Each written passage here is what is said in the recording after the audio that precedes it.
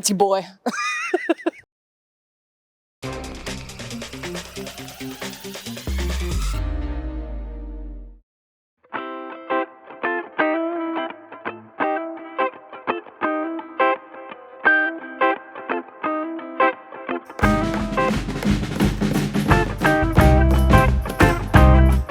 Pride for me means not having to worry that the way I present myself and the way I want to live my life and the way that I was born is going to brush negatively up against the sharper corners of society. We're seeing a lot of really troublesome political trends, not only worldwide, but especially in the United States, especially in Kentucky, where I'm from. I think Kentucky is probably one of the top 5, if not top 3, worst states to be trans in at the moment. So, solidarity, of course, to all my brothers and sisters still stuck in that area and stuck in that situation.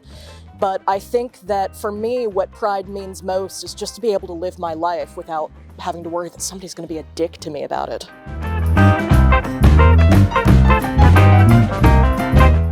I would really love the rest of the community to understand that masculinity and being a man is value neutral. Now, there's a lot of trauma tied up for a lot of queer people in the idea of masculinity and the idea of being a man because, we all live under the crushing lead weight of patriarchy. And I feel like a lot of anger about oppression is misdirected towards the idea of masculinity as an abstract idea. As in, people sort of take it as this indication of something that's inherently aggressive or inherently oppressive or inherently violent. And I think that view is not only divisive, I think it can be really harmful because it forces a lot of people, and in many cases even the people that hold those views, to deny and repress parts of themselves. The problem is not being a man, the problem is not being masculine, the problem is that, like any tool, it can be wielded in a positive or a negative way. You have a knife, you can use it to chop up some onions for a lunchtime salad, or you can use it to stab somebody. So, I would really encourage people to think more deeply and really, really try to consider their inherent visceral gut reactions to masculinity and masked people as a whole, because there can be a lot of harmful inter-community discourse around that area.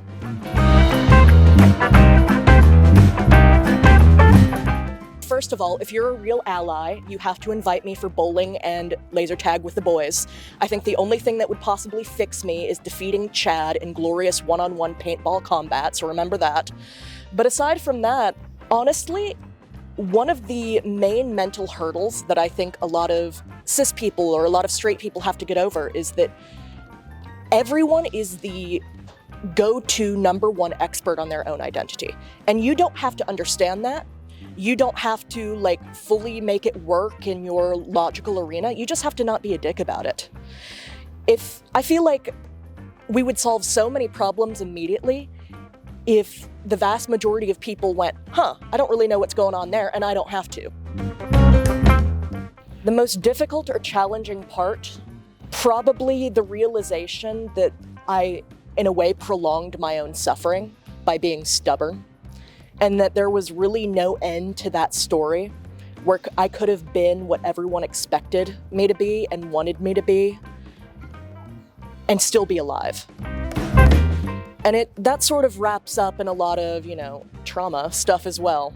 As it typically does, there's no clear demarcations between, the coming to terms with the fact that you were living an inherently wrong presentation for so long. And well, I mentioned in my article, that I grew up in spurious circumstances where a lot of the adult influences in my life were sort of concentrated on making sure I stayed in the smallest, most palatable box I could, which I was never very good at that. But it's been really hard to untangle. And again, I don't think I'm anywhere near the end of that process, nor do I think I have to be. Being just some guy. The absolute freedom of being just some dude is immeasurable. Because, I don't mean to dictate anyone else's experience of femininity to them, but my experience was always one of the panopticon. Everybody is watching you all the time, and you have to be palatable and presentable to everyone, or else you could be in very real danger. Especially, again, the way I grew up, there was a real risk of physical violence if I was not conforming to ideas that were set out to me. And again, I was never very good at that. But just releasing that obligation and expectation of myself and being like, I'm just some guy who's a little bit too into history.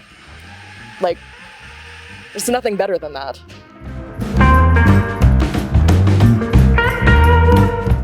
Absolutely.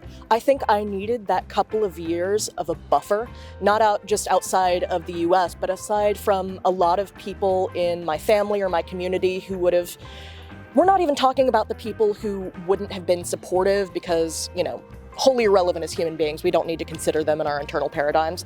We're more thinking about the people who would have been like, are you sure? Like, do you know what you're talking about? So I think that couple of years that I took living just an ocean away from pretty much everyone I knew previously really helped. And it reduced the experience down to not just, this sucks because I'm in a questionable situation around questionable people, to, oh, something is inherently wrong and I need to change something ASAP. And it took me a little bit to figure out what that was, and it just turns out that I was not a woman. And it's weird how obvious everything is in hindsight, but in the moment when you're trying to figure out, you're like, oh my God, everything is on fire. And then it stops being on fire.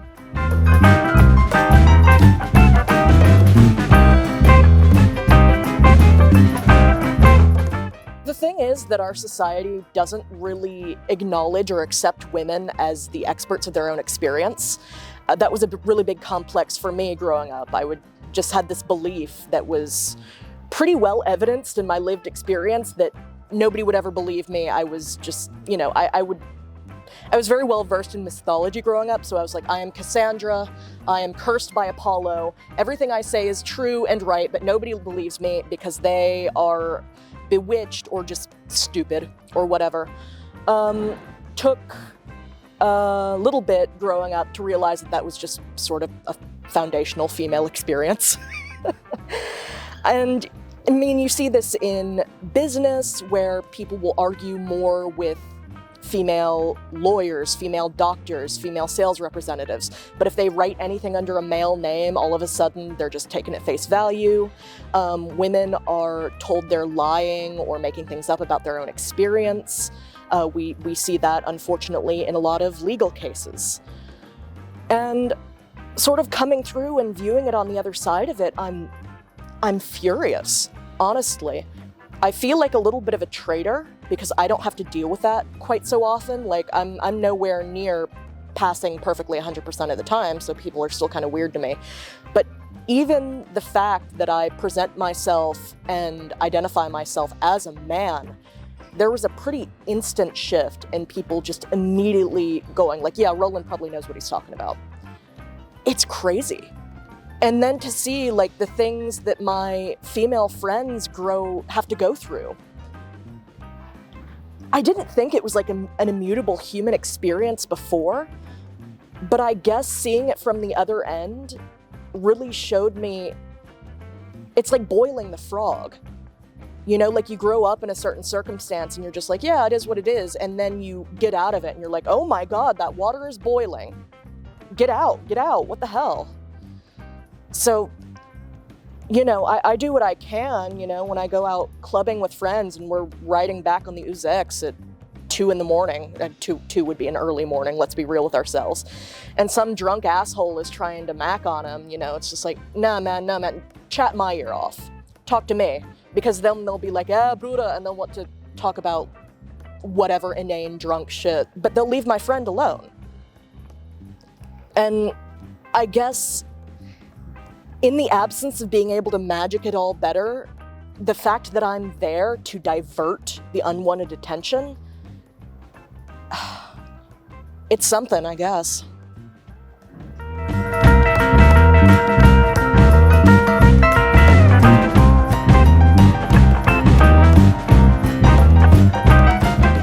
I sort of am of two minds about it, actually. On one hand, I definitely see myself in the past as a man, just someone who didn't realize it at the moment. But also there is this sort of grieving process for that feminine persona of that I have, at least in my experience. And to a certain extent, I almost feel like I Cask of Amontillato'd her a little bit. I bricked her up in the basement. Not in like a malicious way. If we're talking about two different aspects of myself, I guess it's what she would have wanted.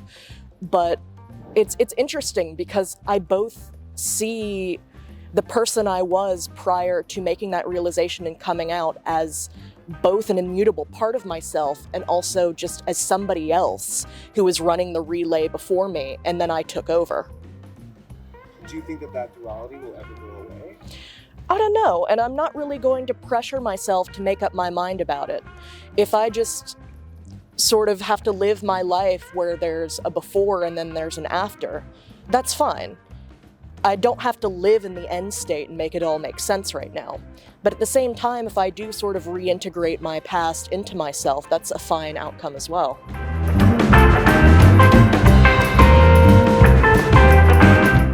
All right, it's really weird. You have to have 3 different letters or Gutachten from like 3 different doctors.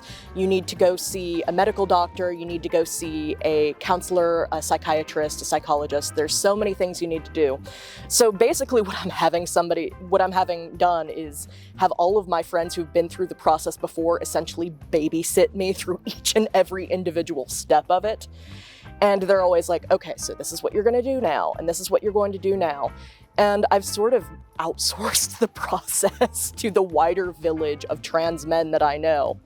Because it's really difficult, to sort of go through it as someone who's generally foreign to the medical process anyway, and someone who's always in the back of the mind is like, oh God, how much is this gonna cost?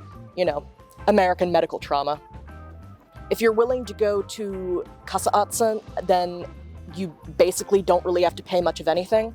But if you want to get through the process a bit more quickly, you're going to want to go to a private psychiatrist and things like that, which are going to be a few €100, but not anywhere near what it would cost in America.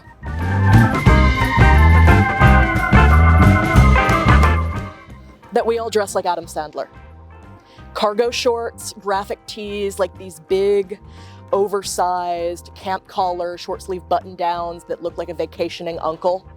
I occasionally dip into the vacationing uncle drip from time to time, but I'm the goth vacationing uncle.